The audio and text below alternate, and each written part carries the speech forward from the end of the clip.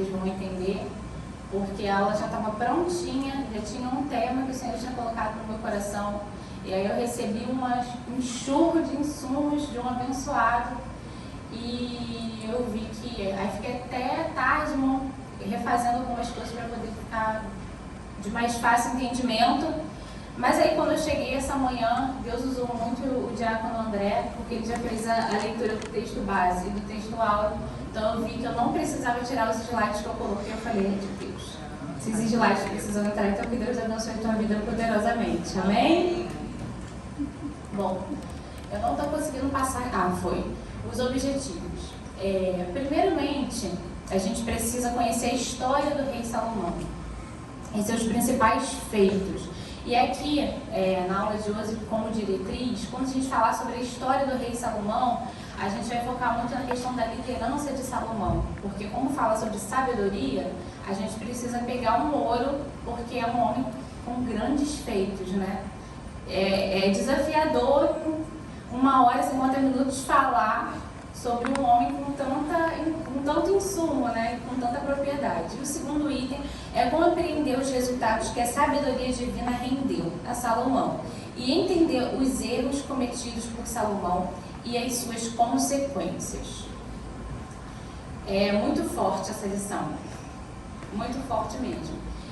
Bom, vamos passar aqui o texto bíblico básico, já foi falado o texto áureo, e agora eu queria falar sobre algumas diretrizes. Hoje aqui, a proposta do pastor Gisel é fazer o método mais socrático. Então esse método, ele exige mais perguntas, né? Um pouquinho mais da colaboração de vocês para a gente poder dar essa aula junto hoje de manhã, ok? Então, vamos começar com... Eu sempre esqueço que esse aqui é para baixo. Vamos começar falando sobre quem foi Salomão e o rei de Israel. Só que em vez de eu ficar aqui explicando, falando muitas coisas, eu queria que a gente antes fizesse um termômetro e a gente medisse o quanto a gente conhece de Salomão, ok? Então vamos lá? Primeira pergunta do quiz. Quem era o nome dos pais do rei Salomão? Davi e... Muito bem. Nome dado pelo profeta Natan a Salomão. Um outro nome que ele tinha, alguém sabe? Como? G de Dias, muito bem, professor. Quantos anos Salomão governou? Quantos? Não foi 39, não? Muito bem. Qual foi um dos primeiros atos de Salomão no seu governo? Tem medo de errar não, gente. Estamos aqui para aprender. Um dos primeiros atos. Julgamento. Oi? Quase, um pouquinho antes. Tem a ver com uma coisa que Davi fazia muito.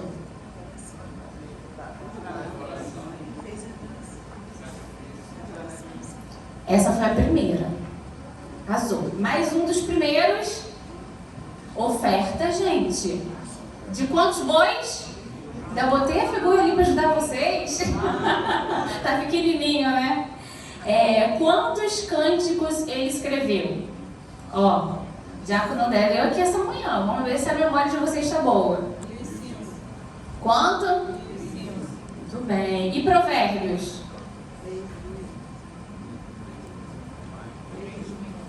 Quanto?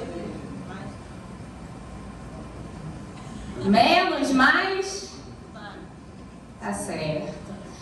E agora a pergunta valendo... Não, a última é valendo 1 milhão. Nome do filho de Salomão que assumiu o trono. Muito bem, esse é o tema da próxima lição. Não vamos entrar muito nessa questão para o próximo professor poder dar a lição 5.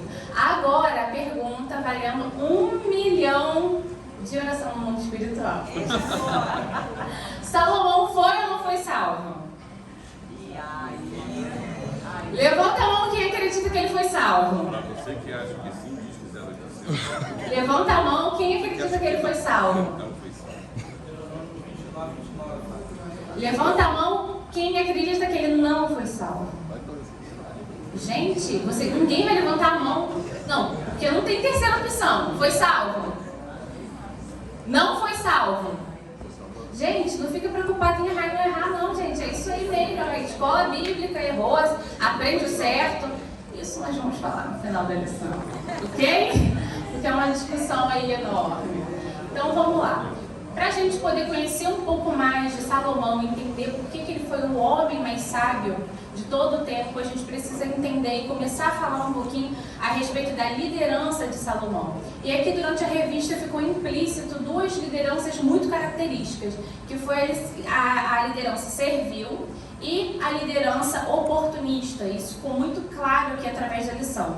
E elas têm nome, né, esses estilos de liderança. John Maxwell vai dar nome para estilos de liderança, Shane também vai trabalhar essas mesmas questões de liderança e vários outros pensadores, vários outros psicólogos, né, profissionais específicos de gestão de conflito vão dar nome. Mas, para a gente poder entender um pouquinho essa semana, essa questão de estilo de liderança, a gente precisa primeiro trabalhar a questão da escola tradicional. Então, a escola tradicional ela vai trabalhar com 3 estilos de liderança. O primeiro estilo vai ser o estilo... Muito bem. O segundo? E o terceiro? Liberal. Tem um quarto que depois de alguns anos entrou para a escola de liderança, que é o situacional. Então, o autocrático, o foco é no líder. O democrático, o foco é líder e liderado, tá? E o liberal, o foco é no liderado. O situacional, o foco é no problema.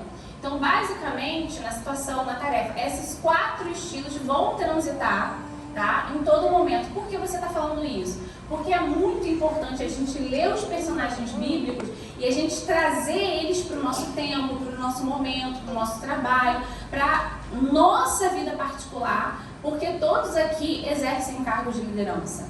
Às vezes o seu cargo de liderança, o seu ministério vai ser com seu pai, com sua mãe, com o seu filho. Os filhos, eles vão ter um cargo de liderança também na casa, às vezes trazer alegria para o pai, motivação, né? Às vezes a gente não entende que a liderança ela vai muito além de uma questão de hierarquia. E é muito importante entender isso aqui. E como a gente está trabalhando aqui sobre os reis, é importante a gente analisar o que deu certo e o que não deu certo. Então, alguns estilos de liderança nos dias de hoje, e que a gente vai ver muito também para o nosso segmento, são as lideranças liberais. E aí a gente vê uma liderança que é muito comum, que é a laissez-faire, né? Hoje em dia ela também tem esse nome, que é essa liberdade do subordinado, onde as pessoas elas têm... Cada um tem autonomia para exercer uma função e não tem uma figura tão declarada de uma liderança, porque a ênfase é nos liderados. O segundo é a meritocracia, que é através dos méritos, é através do quanto aquela pessoa entrega, o quanto aquela pessoa, né, evoluiu, o quanto você sabe que pode usar aquela pessoa, o quanto pode confiar, mas é tudo pelo mérito. A autoritária, que a gente vai ver muito na figura autocrática, que é onde vai incluir na página da revista do professor 28, mas para vocês vai aparecer o comentário, onde está lá na palavra introdutória, vai falar sobre a liderança oportunista, quando fala sobre a intenção do coração de Salomão em fazer a escolha, o pedido de Deus.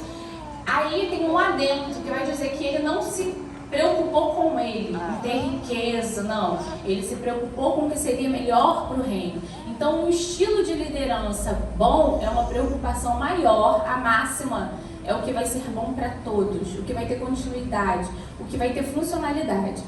Bom, e a paternal motivadora, que é aquele líder que abraça, aquele líder, né, que é muito gentil, que na hora de falar, sabe, tem sabedoria, sabe entrar, sabe sair dos lugares, sabe valorizar o subordinado, ele tem muito essa questão paternal e de motivação. Tem as transformadoras, que é aquela liderança que veio para impactar, né, mudar, fazer sucessões de cultura, sucessões nessa época de reino. Então a liderança transformadora, ela traz essa inovação. Toda vez que um líder precisa aplicar uma mudança, ele trabalha com a liderança transformadora, porque ela motiva, incentiva, mas também proporciona mudanças de uma forma mais adaptativa. Tem a servidora, que é onde Jesus entra, que é uma das maiores características, né, da liderança de Jesus, que é a liderança servil, que é lavar os pés, que é se preocupar com o liderado, que é falar com ele no mesmo nível para que ele entenda, porque o mais importante na liderança, a maior característica do líder é ser um bom comunicador. E a maior característica do bom comunicador é ser um bom... Exatamente. E tem a liderança hoje em dia coach, que é uma liderança que tem muito parecida com a liderança situacional, mas ela respeita a liderança democrática. Então é onde o trabalho é sobre performance. Né? A cada dia o líder que tem esse perfil líder coach, ele quer trabalhar a cada dia a evolução, o crescimento, a performance. Então ele também se preocupa com as questões situacionais. E tem a liderança democrática, que a gente começou a falar aqui, que é onde líder e liderado, eles têm essa abertura e essa visão. Aí, a gente faz uma pergunta aqui essa manhã, para ver se vocês entenderem um pouco. Ver se vocês gravaram. Qual era o estilo de liderança de Saul? Demos a segunda lição, foi sobre Saul. Qual desses itens você acredita que é a liderança de Saul? Pode arriscar, gente. Autocrática, autoritária, servidora, transformadora, paternal, motivacional, coach ou liberal? Gente, arrisca aí, gente. Jesus, vem comigo no Glória. Autoritária? Mais algum estilo de liderança? Como que a gente vê a liderança autoritária? Qual o exemplo de liderança autoritária na Bíblia a respeito de Saul? Vitor, diga aí. Pastor, pelo amor de Deus. Né? Saul, ele vai começar com uma liderança servil. Por quê? Ele vai buscar os jumentos dos seus pais. A gente já aprendeu aqui, o professor trouxe essa lição. E então a preocupação dele é em servir o pai. Ele entende hierarquia, ele entende subordinação. Só que quando ele assume a liderança, ele muda. E aí ele começa a virar um líder autoritário. Qual foi o exemplo? Primeiro, tentar ofertar algo que não lhe cabia. Não era a função dele, era a função do sacerdote. Orar, pedindo bênçãos para o povo.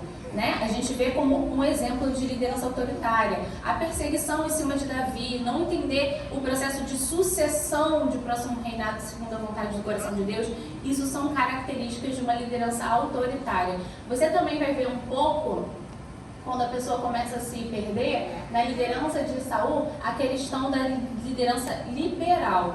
Ao mesmo tempo que ele é autocrático, ele também começa a fazer concessões para poder manter o governo. Agora, gente, a liderança de Davi.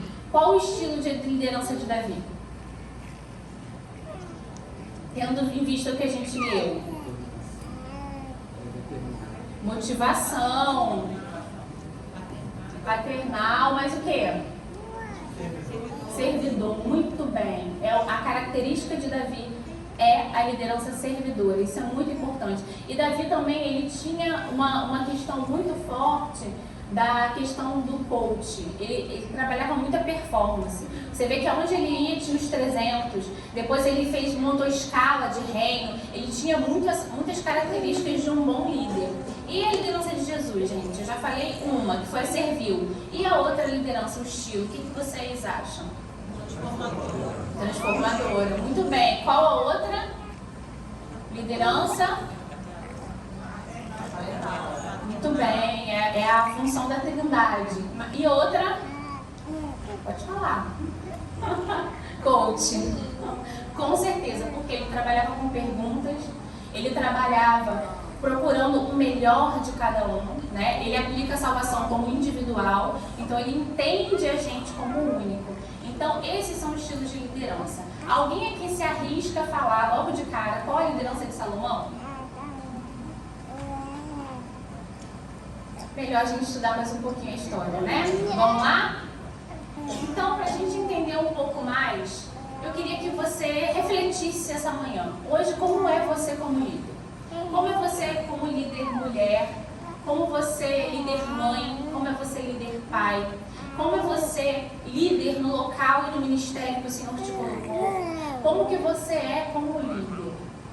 Será que você é um bom ouvinte? Será que você é um bom comunicador? Você já parou para avaliar o seu estilo de liderança? Como você se posiciona? Qual dessas tem mais características? Isso tem sido assertivo para você no momento? Hoje você tem tido mais discussões na sua casa por causa do seu estilo?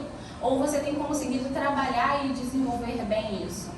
Porque essa manhã eu quero que você seja ministrado e visitado pelo Espírito Santo como eu fui. Em nome de Jesus. Você nasceu com algo que Deus colocou em você para fazer diferença no mundo e na sociedade.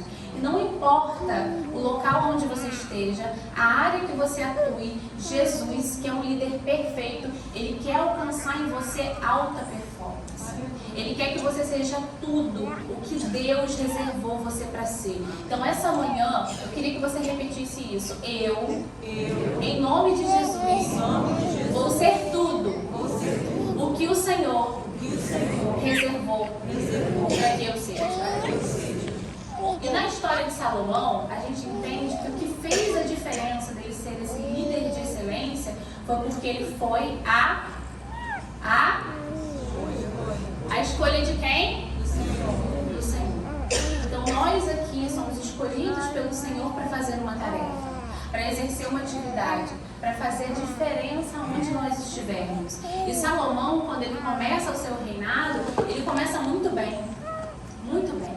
Aqui nós vamos ver uma breve cronologia sobre esse começo. E aí você vai ver aqui no item 1.1, 1.2, né? Desde o pedido, né? Desde essa sucessão, o pedido e a confirmação na palavra dele ser a escolha do Senhor. Então aqui, eu vou só pegar uma colinha, porque são muitos textos bíblicos para a gente poder fazer essa orientação. Lá em 1 Crônicas 28, do 1 ao 3 e do 5 ao 21, Deus ele vai falar com Davi como ele edificaria a sua casa, né?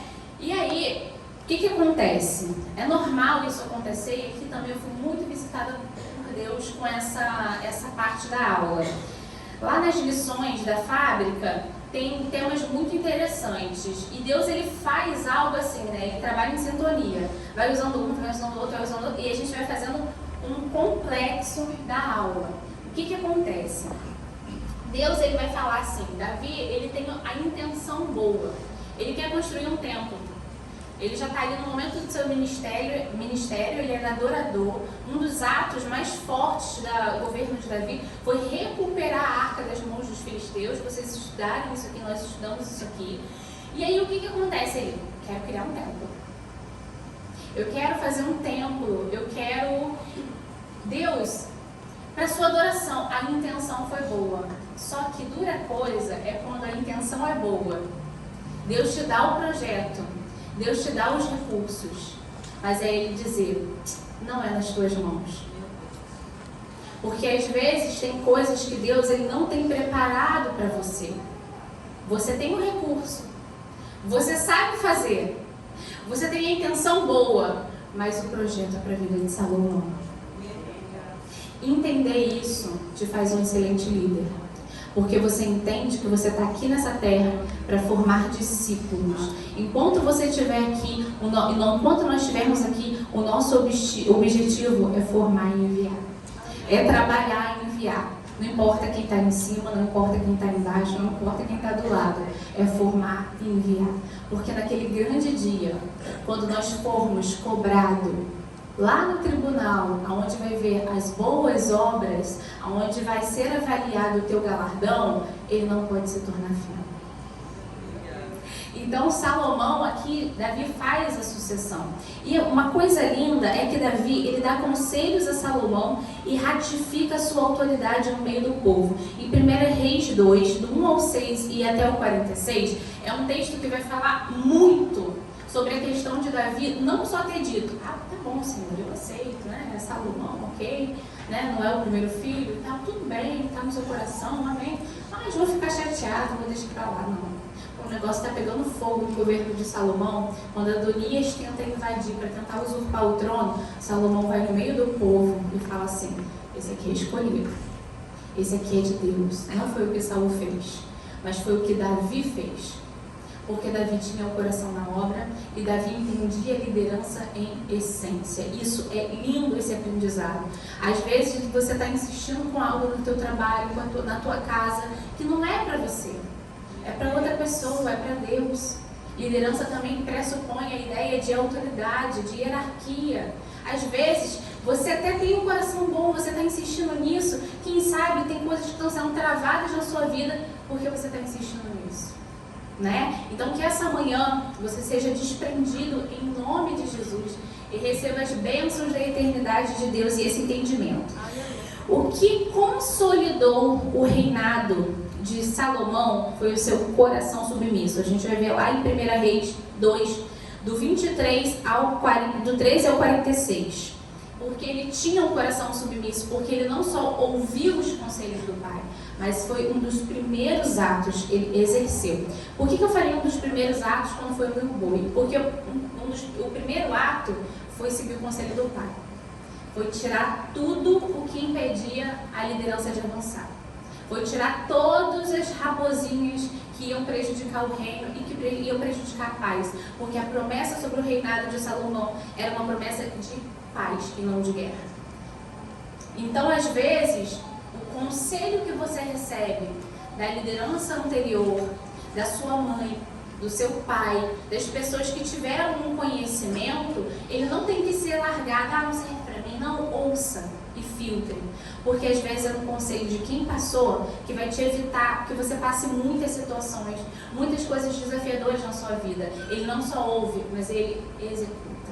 Então depois disso, ele faz o que o pai falou e depois a ação que ele tem da oferta dos 1000 bois do monte de Boa foi resultado de um exemplo do que ele viu, não apenas do que ele ouviu. Porque os conselhos de Davi foram conselhos que o próprio Davi não executou. Ele teve dificuldade de agir. Então, o que foi errado, ele falou, isso aqui não vai por aqui porque você vai errar. Não faz isso. Mas ele fez. Aquele faço o que eu digo, não faço o que eu faço, ele cumpriu. Mas ele cumpriu principalmente o que foi exemplo na vida de Davi. Porque Davi tinha uma vida de oferta, tinha uma vida de entrega, tinha uma vida direcionada por Deus. Então, ele viu que, opa, meu pai tem intimidade com a oferta. Meu pai sabe e entende o que é oferta. Então, um dos primeiros atos dele foi ver o que era exemplo na vida do pai. Que você seja marcado com exemplos também aqui essa manhã. De coisas que deram certo e de coisas que, opa, peraí, Deus não mandou falar, não sei o porquê, não sei como, mas eu vou fazer porque eu quero a liderança de Cristo na minha vida. Aleluia. Amém? Glória a Deus. Bom, e por último, em 1 Reis 3, do 4 ao 5, Salomão, como um dos primeiros atos que a gente falou aqui, oferta 1000 bois ao Senhor. Como está a tua vida de oferta, de entrega ao Senhor? Você tem entregado seu tempo para Deus? Você tem entregado oferta, dízimos na casa do Senhor? Você tem entendido sobre isso? É muito importante. Se você, porventura, está aqui essa manhã, temos aqui conosco também novos convertidos e não entende esse tema, procura a sua liderança, conversa, não tenha vergonha de dizer, isso aqui eu ainda não entendi, por que eu tenho que fazer isso, para que eu tenho que fazer isso?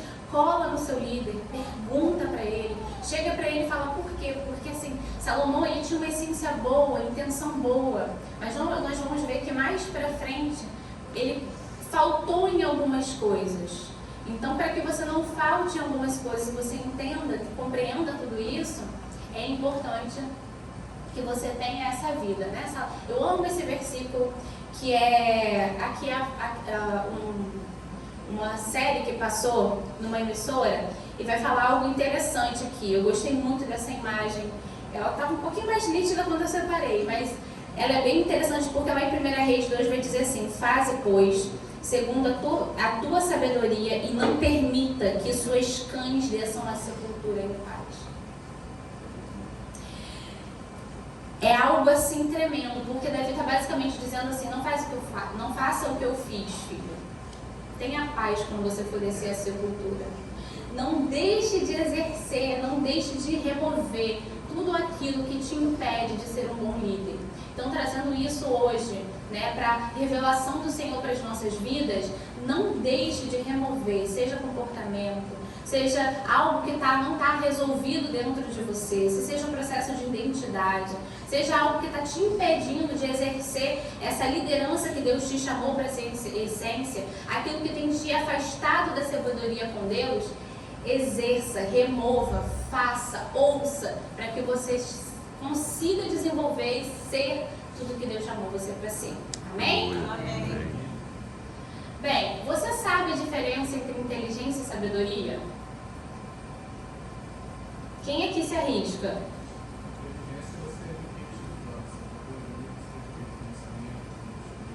Meu Deus do céu! Merecia um microfone para essa voz potente. Por favor, irmão. Por favor, por favor. Não, não se acanhe não, por favor. Aleluia. Falou muito bem. Por favor. Inteligência você adquire estudando, sabedoria é algo que vem de Deus, que Deus te dá. Amém? Todo mundo concorda? Amém. Amém ou amém? Amém. Jesus, é isso mesmo. E sabedoria é habilidade, dom ou virtude? O irmão já deu um spoiler aqui. Dom? Quem acredita que é dom, levanta a mão. Habilidade. Virtude. Os três. É um dom, porque vem de Deus. E também é uma virtude, né? A virtude de ter sabedoria. Salomão tinha essa virtude, é uma virtude. A virtude, ela tem uma raiz muito bonita. Depois, quem quiser estudar a raiz da palavra virtude vai edificar muito. Senão vai ficar muito extenso aqui. Bom, agora o segundo item vai falar sobre todos desejam ouvir o rei. Até aqui, a gente já consegue enxergar um pouquinho a história de Salomão, né? A gente sabe aqui que Salomão ele fez um pedido ao Senhor.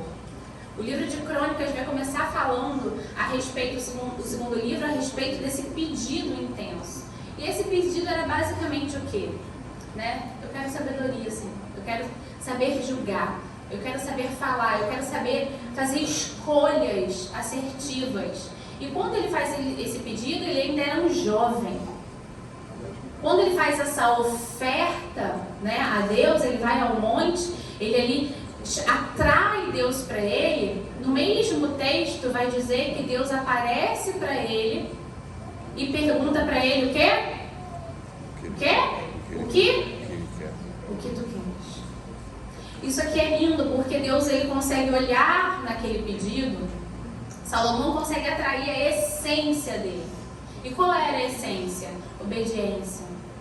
Qual era a essência? Prioridade. Ele tem senso de prioridade. Um bom líder, uma boa liderança, ela tem senso de prioridade. Ela consegue enxergar que Deus é importante na vida dela. Ela consegue exercer o chamado na vida dela, porque ela consegue entender, peraí, para tudo, agora é Deus. Isso aqui está dando errado, não, é Deus. Preciso sentar, preciso ter um momento com Deus. Mas o mais importante, o que fica implícito aqui, muitas das vezes a gente não se atenta, é porque às vezes a gente oferta, né?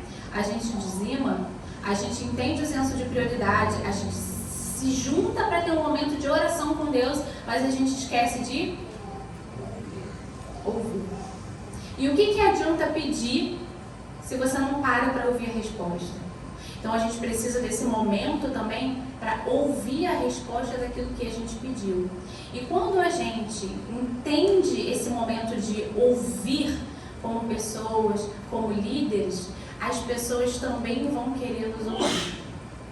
Porque é um princípio de honra no mundo espiritual, no mundo emocional e no mundo da comunicação. Quanto mais uma pessoa, né? É uma pessoa, vamos falar assim, uma pessoa que está em equilíbrio, que está bem, que consegue entender o senso, o consenso e o bom senso. Ela fala, certo? Aí, a pessoa está lá ouvindo. Mas se ela só fala, algumas pessoas não vão conseguir falar com ela, né? Dar respostas para ela. Mas quando tem esse diálogo, a pessoa fala E a pessoa ouve. E quanto mais eu tenho amigos, liderados, líderes, pessoas que sabem ouvir, mais as pessoas vão se aproximar dessa pessoa para ouvir e para dialogar, certo? Então esse diálogo também no mundo espiritual, ele ocorre porque uma das características da liderança de Salomão muito forte era a liderança carismática, né? Ele era um cara que em essência ele sabia ouvir. A essência dele inicial, o governo dele inicial era de ser um bom ouvinte. Então o que atraiu para ele isso? Pessoas que o tempo todo queriam ouvir. Depois que Deus injeta nele essa sabedoria, essa inteligência, esses grandes atos de Salomão, o que começa a acontecer? Pessoas, né, como diz o pastor Elvis Breves, ele é primer. O povo internacional queria ouvir ele, vinha pessoas de Sabá, né, vinha pessoas da Arábia, de vários outros lugares, de várias outras nações, para ouvir o tamanho do nível da sabedoria do que Deus deu para ele. E quando a gente sabe pedir, e quando a gente sabe ouvir, a gente consegue ouvir mistérios de Deus. A gente consegue ouvir o que tu queres. Será que depois que você fez a tua oferta aqui, entregou a Deus algo, você se aproximou de Deus, será que quando Ele for falar com você, você vai saber que é Ele falando? Você vai conseguir reservar um momento para falar com Ele? Porque isso é importante. Porque coisa boa é ouvir o que queres, né? O que você quer? Pode pedir qualquer coisa, o que você quer. Essa manhã, você está pronto para ouvir de Deus o que você quer? Será que se Ele bater hoje na tua porta, seja a voz dele falando com você diretamente, seja o envio de uma mensagem de anjos, porque o mundo espiritual, anjos do Senhor entregam mensagens a todo momento. Eles vão vir, às vezes, em figura espiritual, através de sinais, através da vida de pastores, através da vida de líderes, às vezes através da vida do seu filho, vai ter resposta. Mas você está pronto para ouvir? Você está preparado para ouvir? Então, essa manhã vamos falar, Senhor, desobstrui os meus ouvidos. Me dá escuta ativa e diminui a minha voz ativa. Amém? Bom, lá em 1 Reis, 1 Samuel 8,15 até o 18, 20 do 23 ao 26 e 2 Crônicas 15, vai falar sobre a administração de Salomão. Ele, como um líder, ele era um excelente administrador também. Quando Deus ele permite, né, Salomão a fazer esse pedido, ele não só se aproxima, não só atrai, né, o pedido de ouvir o que tu queres, como depois que ele dá a resposta, Deus vê a essência e ainda dá mais. Dá riquezas, dá terras alargadas, dá conhecimento e promete que não haveria outro rei como Salomão na terra. Não ia haver outro rei. Então isso é algo único. Às vezes esse momento teu de intimidade com Deus vai te levar a viver algo único. O único rei. A única pessoa que tinha feito aquilo vai te levar a uma excelente administração, a uma excelente liderança. E só como curiosidade, Salomão não era um cara de $1 milhão. Ele não era um cara de $1 milhão. Ele era um cara de 2 o quê? 2 o quê? Você sabe, meu irmão, o que você faria com 2 trilhões? Fala a verdade. Você sabe? Você sabe? Tem alguém aqui que trabalha com trade? Não? Investimento? Contabilidade? Não, né? Ah, foi. O que a gente faz com 2 trilhões, gente? É muito dinheiro. Muito dinheiro. E só de patrimônio líquido eram quanto? 100 milhões. Eu não quis me aprofundar muito nisso aqui, porque eu gostei do assunto aqui. Eu ia entrar aqui com os círculos de ouro, quanto que era cada boi, quanto que ele dava de imposto todo ano, mas não dá. Não dá, porque senão a gente vai fazer uma aula enorme. Mas pesquisem. Se vocês quiserem a fonte, depois até divido com vocês, porque foi muito legal estudar um pouquinho sobre isso. Como você tem administrado suas finanças? Como que está hoje a situação? A gente sabe que vivemos um momento de pandemia onde muitas coisas aconteceram, mas tem coisas que é possível que a gente faça, né? E a Bíblia é um livro de administração financeira também. E na história de Salomão, você vai ver muitos ensinos a respeito de investimento, muitos ensinos. Provérbios tem vários ensinos sobre investimentos, como das finanças. Aí tem pessoas que falam, ai meu Deus, então eu vou falar aqui um dado para você. Tem mais de 2.000 versículos sobre finanças na Bíblia. Tem mais versículos sobre dinheiro do que sobre amor. Acredite se quiser. Então, é muito importante que a cada dia, como líderes, como administradores, como servos do Senhor, as nossas finanças estejam em dia. Que o Senhor, Ele possa abençoar você financeiramente. Se alguém aqui se encontra desempregado, que o Espírito Santo de Deus visite currículos agora, em nome de Jesus. Que o Espírito Santo de Deus visite oportunidades de promoções, cargos, que empreendimentos sejam abençoados e que a unção do governo inicial de Salomão recaia sobre a tua vida, nas tuas finanças, em nome de Jesus, amém? Um sábio construtor. E aqui, deixa eu até olhar para a câmera. Muito obrigada, pastor. Membro, funcionário do reino, líder excepcional, pastor Eduardo Hoffman. Já até consagrei você, tá vendo? Em nome de Jesus, Deus abençoe sua vida. Ele me deu um material muito maravilhoso a respeito. Eu queria poder esmiuçar com vocês aqui todos os detalhes a respeito disso, mas nós vamos analisar aqui um pouquinho mais sobre esse material que ele mandou, que eu acho importante, que todo mundo tem curiosidade sobre o Templo de Salomão. A gente não vai se aprofundar, mas como curiosidade, a edificação do templo foram 7 anos, né? Começou mais ou menos ali, ó, aqui vai dizer, no mês de maio, né? E terminou mais ou menos nos tempos de hoje, como se fosse o mês de novembro.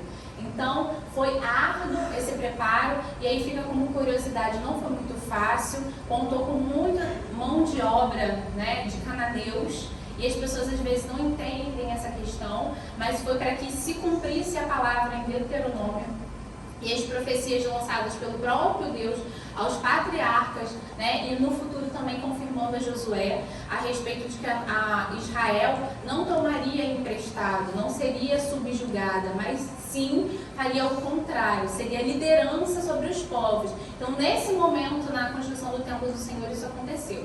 Houve alguns desafios na construção do templo, não foi algo simples, não foi algo fácil. Toda vez que a gente decide na nossa vida colocar o templo em primeiro lugar, quando a gente decide na nossa vida colocar a construção da obra do Senhor em primeiro lugar, muitas coisas acontecem. Então eu incentivo você essa manhã, a nome de Jesus, você que puder depois, leia a Fábrica de EBD, é um assunto interminável, é muito maravilhoso. E sobretudo, ore a Deus. Toda vez que você vê um templo inaugurando, né, aqui no momento da oferta, a gente vê os anúncios passando, ore, interceda. Não é fácil para a liderança, não é fácil para os pastores, não é fácil para os administradores da igreja. É um momento de muita pressão, muito intenso, é uma batalha no mundo espiritual. Às vezes tem pessoas que podem vir a não entender, né, porque abrir, porque não, é necessário que seja ratificado a presença, o posicionamento espiritual. Ela marca uma cidade, ela marca uma nação. É muito importante se posicionar, sim, ter igrejas, porque a gente não sabe quando será o momento das grandes perseguições que já estão acontecendo. Então, quanto mais posicionado, mais nós temos pessoas, né, centros que são fechados, de religiões que matam, né, que sequestram crianças, trabalhos de feitiçaria são quebrados, dá livramento cruzado em situações que às vezes você não vê aqui, mas que estão acontecendo. Então a presença da igreja, do corpo de Cristo, é sim importante ter tempos para que isso também aconteça.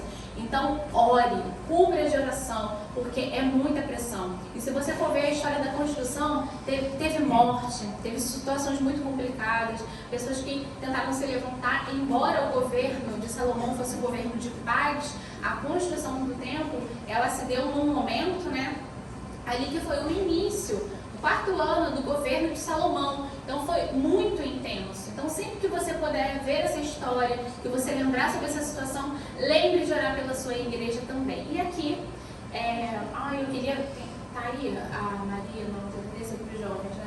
eu ia pedir para tirar uma foto desse mapa, porque esse mapa ficou muito top. Foi explicando uma das promessas que Deus fez a Salomão, que foi o avanço territorial, né? Aqui é importante a gente lembrar que algumas coisas. Uma delas é que Deus ele fez uma promessa territorial a Abraão. E Moisés começa, né, ali o trabalho de ratificar essa promessa, começa o trabalho de preparar as pessoas para a conquista, né, ali quando a gente vive aquele período do êxodo, de passagem. Só que Josué, ele conquista, mas algumas tribos, né, obrigada, gente. Gente, por favor, quem puder, marca lá a fábrica de EBD, porque esse mapa ficou muito lindo. Eu levei 200 horas para poder fazer um mapa, aí depois ele, não, mas peraí, tem um mapa. Aí a resolução ficou ainda melhor. Glória a Deus, glória a Jesus. Serviu de experiência para poder aprender a fazer mapa. Então, esse mapa é lá do Hoffman, desse professor maravilhoso que tem nos ajudado muito, tá? E aí, aí o que acontece? Lá em Josué, a gente percebe que não houve a retirada, a remoção de vários povos cananeus, moabitas, por parte de algumas tribos. Algumas tribos, sobretudo as que ficaram um pouco mais em regiões encurraladas, não fizeram a remoção do que Deus tinha mandado retirar. Olha a importância do conselho de Davi. No futuro, eles se levantaram, e o texto em Juízes vai falar assim: e Deus permitiu que eles estivessem no meio para poder treiná-los na arte da guerra. Às vezes, o que nós não removemos como líder, o que nós não tiramos como líder, Deus ele faz que apareça no futuro. Às vezes é um problema, uma situação que você está vivendo repetitivamente, você se pergunta, que luta é essa? Por que está acontecendo isso na minha vida? Foi porque lá atrás não foi removido, não foi retirado a raposinha. Esse conselho de Davi é um conselho que vale para a gente analisar comportamento, situações que a gente se coloca, coisas que a gente fala, é muito importante. E no futuro, nós estamos falando aqui da época do governo já de Salomão, já tinham se passado mais de 100 anos, muito mais de 100 anos quando isso aconteceu, e olha só, Israel ainda não estava vivendo a promessa territorial que Deus tinha prometido. Para você poder viver promessas na sua vida de herança, você precisa ter posicionamento territorial. Isso é muito importante porque o mundo espiritual, ele responde a território. A sua mente é um território. O rim, a água que você não bebe, que ataca o teu rim é um território. Ele é um lugar. Lugar é um espaço fixo. Se Deus ele te deu um lugar, se Deus te deu um posicionamento, se Deus te deu algo para fazer, assuma o posicionamento. Fixe naquilo que Deus te mandou, porque você só vai receber promessa, herança, Aleluia. viver o melhor de Deus quando você estancar o teu pé e falar, daqui eu não saio, daqui ninguém me tira, daqui os problemas, as lutas, o porvir, a tristeza, sombra de dúvida nenhuma, vai tirar aquilo que Deus te colocou, porque você vai viver o melhor dessa terra, e isso é bíblico. E aí ele começa a mostrar a extensão do governo de Saul. Nessa área aqui, a gente percebe o governo de Saul, tá vendo ali a legenda? Aí, essa parte aqui azul já é a extensão do governo de Davi, que no final do reinado, mais para o meio para o final, ele consegue começar essa unificação de reinos. No governo de Salomão, ele já ganha a questão do território. Ele já começa a pegar a área de Ramate, e é onde ele começa a fazer alianças, né, com o Egito, com países vizinhos, porque ele é muito inteligente. Ele vem para gerar uma paz, um momento de paz, de governo sem guerras, sem luta, sem brigas territoriais. Então ele avança conquistando Ramate num diálogo muito intenso, né? Algumas situações aconteceram ali, e é muito bom isso, porque agora ele consegue realizar e viver a promessa. Tudo muito maravilhoso, né, gente? Ele estabelece a casa de oração. A gente vai ver ali em Isaías falando sobre a importância da casa de oração, em Mateus, Lucas e Efésios, a importância do Espírito Santo de Deus. O Espírito Santo ele precisa estar na casa, a casa precisa estar organizada, o templo das nossas vidas precisa estar abastecido, transbordantes do Espírito Santo, porque o templo não é só uma administração física, mas ele principalmente é uma administração espiritual. É quando a gente começa a colocar o reino de Deus e a sua justiça em primeiro lugar, que verdadeiramente as demais coisas são acrescentadas. Ele era um escritor sábio, né? Que a gente já viu quantos cânticos mesmo ele escreveu, gente? Agora está mais forte. E quantos provérbios? Joia. E a sua liderança carismática e sabedoria atraiu muitas pessoas. E aqui ficamos nas palavras da rainha de Sabá. Eis que não me disseram metade. Sobrepujaste em sabedoria e bens a fama que eu ouvi. Né? Aqui a gente sabe que a rainha de Sabá, ela foi uma mulher emblemática no seu tempo. Os achados arqueológicos, as histórias a respeito dela são muito fortes. Sabá era um país extremamente bélico, né? E se você for analisar o livro de Jó, quando às vezes a gente fica tão focado na tristeza, né? É normal, a dor ela fala mais alto. Na dor do livro de Jó e no restabelecimento, que a gente perde alguns detalhes. Mas se a gente for parar para analisar, quando o servo de Jó, né, presencia lá a guerra e que matam os filhos todos lá de Jó, ele era dessa região de Sabá. As pessoas que mataram eram da região de Sabá. Eles eram muito bélicos. O início, né, da construção, né, desse lado aí de Sabá eram de muitas guerras. Eles tinham muita riqueza, muitos despojos. Então a rainha, ela assim, uma rainha naquela época, no seu tempo, foi alguém assim, né, também muito ilustre. Então foi um encontro de pessoas ilustres. Há muitos comentários a respeito do relacionamento de Salomão, né? Há boatos, né, de que eles tenham tido um envolvimento amoroso, que ela possa ter sido uma das esposas, uma das concubinas, mas o que a Bíblia não diz, né? Eu não posso aqui confirmar, mas sim, há rumores sobre isso. E alguns filmes aí você vai ver falar um pouco sobre isso. As transgressões de Salomão. O reino de Salomão, o reinado dele inicial, nunca vai ser apagado de boas obras. A essência, o saber ouvir. Mas como tudo na vida, e como momentos que a gente passa, se a gente não tiver com a nossa identidade firmada, a essência, e continuar fazendo boas escolhas, a gente comete faltas graves. E lá em Provérbios 19:3 vai dizer, pelo próprio Salomão, a estutícia do homem perverterá o seu caminho. Às vezes, excesso de estratégia com aquilo que deveria ser espiritual, com aquilo que deveria ser ouvir a voz de Deus, traz uma dificuldade muito grande nas nossas vidas. Porque Deus, quando Ele nos chama, Ele dá recurso físico, material e espiritual. Nunca podemos deixar de ouvir os seus conselhos. Às vezes tem pessoas que no início é muito bom, começa a academia, é aquela animação, começa o crossfit, é aquela animação, começa a leitura da palavra, quando chega lá em Deuteronômio, Números, estou esgotado já, acabou o devocional, e não continua. E o não continuar é onde vai trazer as guerras, é o não permanecer, vai continuar as guerras. E uma das falhas no governo e na vida pessoal de Davi foi não ter continuado. O texto vai dizer que, e quando os reis saíam para a guerra, Davi resolveu ficar onde? Aonde? O que aconteceu? Né? Como diz lá o amigo, somebody love. E aí o que aconteceu?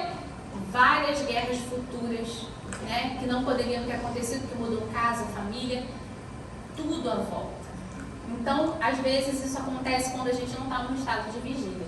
E a natureza das transgressões, né, porque a transgressão, o pecado, ele tem uma natureza. E não é da noite para o dia, né? As pessoas falam assim, aí Davi estava lá, olhou Betseba, como é formosa, morena suave, né? Não, é dia após dia. Foi gerando isso no coração até que acontece o ato, né? E é assim na nossa vida, dia após dia. Às vezes é por conta de dinheiro, né? Às vezes é por conta de ambição, às vezes é poder, às vezes é um vício. São vários motivos, mas tem uma natureza, tem uma falta, ou um abandono, uma rejeição, uma traição, ou uma sensação de humilhação. O pecado, ele tem um fundo, ele tem uma raiz, aonde Satanás entra e abre a brecha.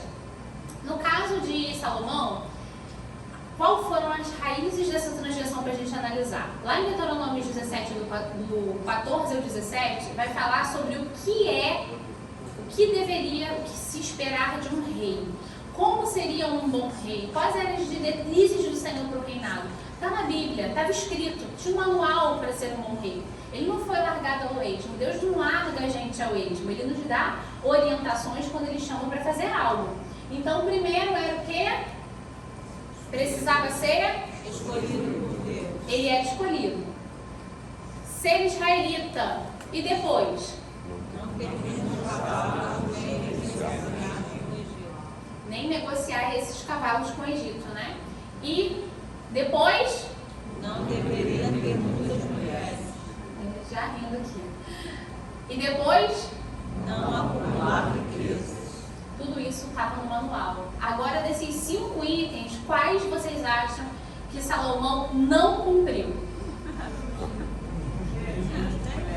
Quantos? Os 3 últimos. Quantos? Os 3 últimos. Quem concorda com o Diácono André? Os 3 últimos. Muito bem. Salomão, ele negociou cavalos com o Egito e ele tinha de cavalos milhões de dólares. Só de cavalo. Não era qualquer raça não, porque o cavalo do Egito era um cavalo diferenciado e o Egito ele cobrava muito caro por cada cavalo, por causa da marca, né? Ele tinha uma marca, como o Mustang não está me patrocinando, mas eu gosto muito, entendeu? Era Mustang, era coisa muito aí maravilhosa, né? Se fosse naquela época o DNA do cavalo, né? O sêmen do cavalo valeria milhões aí, né? Era basicamente isso, ele acumulou e fez negócio com o Egito. Não só fez negócio, como casou com uma mulher egípcia para poder fomentar uma aliança. E aí eu não vou entrar nesse detalhe porque tem muitas correntes teológicas que concordam, outras que discordam, algumas com uma visão um pouco mais conservadora. E aí eu prefiro não emitir minha opinião sobre isso. Mas fato foi que ele fez alianças com a Arábia, né? Eram muitas mulheres, não sei como é que ele dava conta, né? Mas, enfim, não deveria ter muitas mulheres, e ele tinha quantas mulheres, gente? Quantas oficiais? 700. E concubina? Total, vamos ver se são bons de matemática, né? Era melhor ter ficado só com os 1000 bois, né? Meu Deus. E acumulou muitas riquezas. Aqui é importante a gente entender essa variação, tá? Da palavra aqui, dessas riquezas, quando Deus fala e o que aconteceu com Salomão. Por quê? É importante lembrar que quem prometeu riquezas foi quem? É Salomão? Foi? Então por que Deus estava reclamando sobre as riquezas? Porque aqui a palavra que você vai encontrar no hebraico a respeito do que Salomão falou, ela está associada, tá, a impostos. Salomão, ele cobrou impostos do israelita. Isso também não era vontade do Senhor. Isso era errado. Eram impostos severos. Ele botou os próprios israelitas no momento no seu governo para trabalharem em regime de escravidão. Para cada dia manter, acumular a sua riqueza como uma cabeça estratégica de um administrador. Então, a gente precisa tomar muito cuidado, né? Porque eu quero ficar rico para quê? Eu quero ficar rico para quem? Quem que tem problema em ficar rico? Não. Se você tem problema com ficar rico e você ganhou uma herança, me dá. Pode me dar, que eu não tenho problema com ficar rica. Rica, meu Deus do céu. É muita igreja que a gente abençoa, é muita obra que a gente faz, né, Joelma? Rico, estamos trabalhando para isso. Não tem problema. O problema é, será que eu oferto? Será que eu dizimo? Será que eu reconheço que não é o meu Senhor, não é o meu Deus? Será que eu ajudo as pessoas quando eu faço isso? E no início, Salomão era muito altruísta, né? A gente vê que grandes feitos, a preocupação dele com a nação era idônea, era real, né? São muitas histórias de altruísmo, de sensibilidade. Aqui o irmão citou a história a respeito das 2 mulheres, do julgamento das 2 mulheres, falou muito bem sobre isso. Foram muitos assuntos que vinham a Salomão, que ele agia, e a Bíblia relata muito deles, né? Muitos deles não muito detalhado como a história das 2 mulheres, mas fala sobre isso. Mas, no fim, foi de transgressão. Quais foram as consequências do pecado? Porque assim como a gente viu na revista, né, anterior falando sobre a obediência, a obediência ela é um processo e resultado, a desobediência também é um processo e resultado. O processo foi o quê? Desobedecer o manual, as diretrizes de Deuteronômio. Qual foi o resultado? 1 Reis 11, 14 e 25 vai dizer que Deus suscitou adversários contra ele e seu reinado. Revoltas internas, homem trazendo muitas tribulações e perturbações. O texto vai inclusive usar essa palavra, muitas tribulações e perturbações. Não foi algo fácil, né? Aqui eu até separei alguns nomes para a gente lembrar de inimigos de perto da vida de Salomão. Ele foi forçado a lutar contra Haddad, o Edomita, Rezon de Zobá e um dos seus oficiais chamado Jeroboão, que era da tribo de Efraim. A gente vai ver isso em 1 Reis 11, do 14 ao 40. Eles lutaram belicamente, ou seja, um governo que era para começar e finalizar com paz, finalizou com guerra, finalizou com uma mancha no legado de Salomão. Né? Salomão, infelizmente, uma das transgressões foi o pecado de idolatria, porque na velhice ele começou a ouvir suas mulheres de outras nações, trazer muita carga de ídolo, né? Isso estava incluso nos 10 mandamentos, que deveria ser evitado, mas infelizmente foi o que aconteceu. E em 1 Reis 11, do 9 ao 13, 26 a 40, ele sofreu, né, a próxima lição 5, né, a pessoa que vai ministrar a aula, tenho certeza que vai falar muito bem, não vou entrar nessa lição, mas como faz parte mencionar isso, a gente vai ver a divisão do reino. Né? Passou a se dividir por reino e sul, Jeroboão entra numa guerra, quando Roboão assume o poder, filho de Salomão, e o que acaba acontecendo? A descendência é afetada. Né? Na lição 5 a gente vai falar muito sobre essa questão aí da descendência, sobre as consequências aí da liderança de Roboão e o que gerou de legado, de exemplo para Roboão. Então é muito importante que a gente se avalie, que a gente se examine, que a gente considere, né, o que estamos fazendo, qual é a natureza do pecado. A gente não pode ver o paliativo. Ah, tá, aconteceu isso. Não. Quando acontece uma coisa, tem uma raiz. E a gente precisa trabalhar essa raiz, remover essa raiz para que gere restauração. Né? Então vamos falar um pouco aqui sobre o item 4, que é sobre a restauração do rio. Bem, não há fontes históricas, né? Não há clareza na Bíblia a respeito se Salomão ele se arrependeu, se ele voltou para os seus caminhos. Você não pode dizer, ele nesse momento se arrependeu, aconteceu isso, isso e isso. Mas eu queria te propor a analisar o Salmo 72. Depois, quando você estiver em casa, medita no Salmo 72. O Salmo 72 ele é uma comparação da figura do Senhor Jesus em majestade e glória, quando ele vier a completar o seu reino, que é o reino de 1000 anos. A gente já falou isso aqui no EBD, que existe o reino de 1000 anos e existe o reino de Deus. O reino de 1000 anos é o reino de Jesus estabelecido na terra, onde será um momento de paz, onde não haverá guerras, onde não haverá dores. Então, Salomão, né, em essência, ele tipifica a figura do Senhor Jesus, que é um reino de glória, um reino de poder, um reino de majestade. Né? Então, você acredita que alguém que tipifica, que é considerado a tipificação da presença de Jesus, terminaria a sua vida dessa forma? Né? Quantos acham que ele não foi salvo? Provérbios 15, 10 também vai falar sobre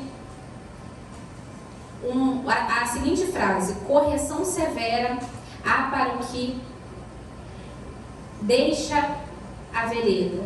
E o que, deixa eu só aumentar, gente, por causa do óculos. Correção severa há para o que deixa a vereda, e o que odeia a repreensão morrerá. Frase do próprio Salomão. Provérbios 13, 18 vai dizer: proeza e afronta virão ao que rejeita a instrução, mas o que guarda a recompensa será honrado. Eclesiastes 12:3: de tudo que se tem ouvido, o fim é: teme a Deus e guarda os seus mandamentos, porque isso é o dever de todo homem. A cronologia de escrita desses provérbios indica que foi o fim da vida de Salomão. Então, quem aqui ainda acredita que ele não foi salvo? A restauração para todo aquele que se arrepende. É muito importante que a cada dia a gente não deixe que a síndrome da queda invada o nosso coração, né? A gente precisa analisar a raiz. Às vezes as pessoas, elas fazem algo, sentam mais à frente, estão empolgadas nos seus cargos, nas suas lideranças, estão ajudando, mas daqui a pouco elas vão se afastando, vão sentando nos últimos bancos. Não é, eu estou falando de atraso, que às vezes acontece, a igreja está cheia, alguém chegou mais cedo e foi para o último banco. Não, mas é uma síndrome, né? Se afastar. O pecado, ele tem uma cadeia, ele começa por uma raiz e ele vai se desenvolvendo. E a cadeia na vida de Salomão foi parar de ouvir. Ouvir a Deus, lembrar dos conselhos do seu pai, excesso de poder, excesso de preocupação em manter a estratégia, e às vezes a estratégia maior é aquela estratégia espiritual, né? E aqui eu gostaria de deixar uma conclusão em tarefa com essa frase histórica, né, do filme do Homem-Aranha, with great power comes great responsibility. O que acontece?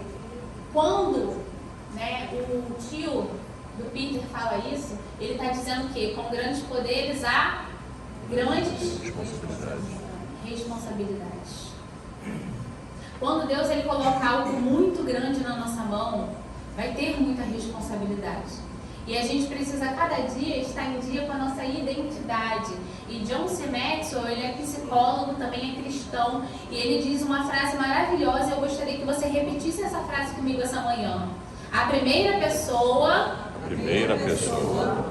que você lidera, é quem? É a si próprio. É a si próprio.